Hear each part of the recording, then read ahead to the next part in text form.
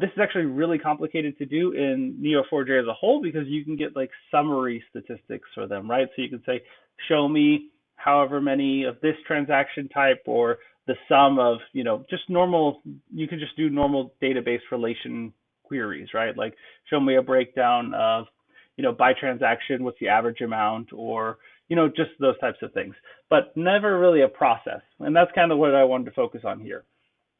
Is the command to execute this is actually a little bit complicated because there's 3 for each clauses.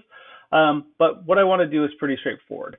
I want to get each vendor, all the transactions relating to a specific vendor. So here, I guess I should start here, is first what I want to do is I want to get back a list of all distinct vendor numbers from the database for any node that of type transaction.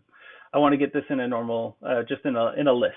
From previous videos, you can see there's a basic function here that just connects to my database, creates a session, and then iterates over the commands I want and either returns a list if I want values returned back or not if I don't.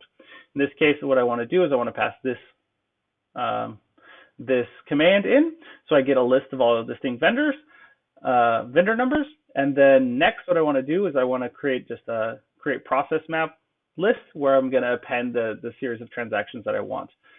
So for each vendor in my list, what I want to do is I want to run this transaction, which again, as you can see here, I get a list of all the transactions related to the specific vendor from from my list. Then I want to order those vendor by transaction ID. So that means that the first transaction should be the earliest transaction for that ID, for that vendor. And of course, the last one will be the last transaction. Then I will collect those transactions in a thing called order transactions. So I get them all into a collection.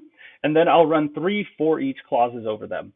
So the first one is I want to just iterate over, starting from range 0 to whatever the size of my order transactions are. So let's say I have 10 transactions for a vendor.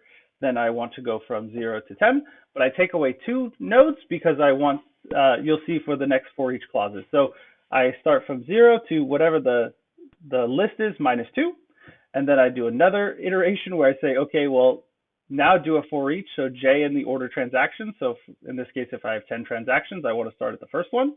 And then I do another for each clause, which says, okay, start at the second one. So that way I can merge the first one with the second one. So what this does is for each transaction in this list, if I'm, for example, I'm looking at transaction number 1.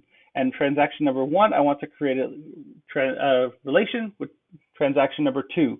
And then when I'm at transaction number 2, I want a relationship with number 3, so on and so forth, all the way to the end. And that's what this does. So I can create like a process workflow.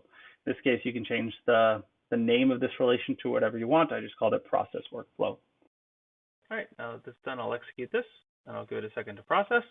All right, now that that's done, I'll come back to my Neo4j browser. If I wanted to, let's say, look at transaction for all the transactions that we saw before for vendor 182, I can execute that.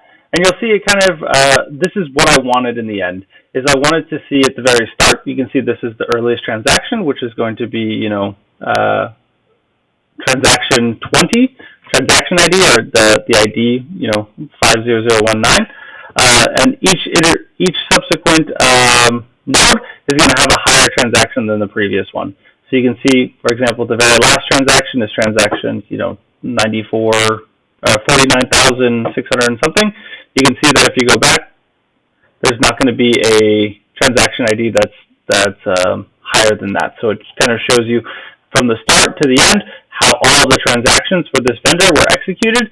So you can kind of go from there. So in this case, this cash withdrawal doesn't make much sense, but you can see that there's a series of cash deposits and international transfers, which might be suspicious if this was actual real SAP data, but you can use this type of logic for any process that you want to see that is sequential. So I think this is something that Neo4j does very well in visualizing, but you do need to use Python or some other external scripting language to be able to execute it in a way that you can end up at this result rather than that kind of blobby mess we saw earlier.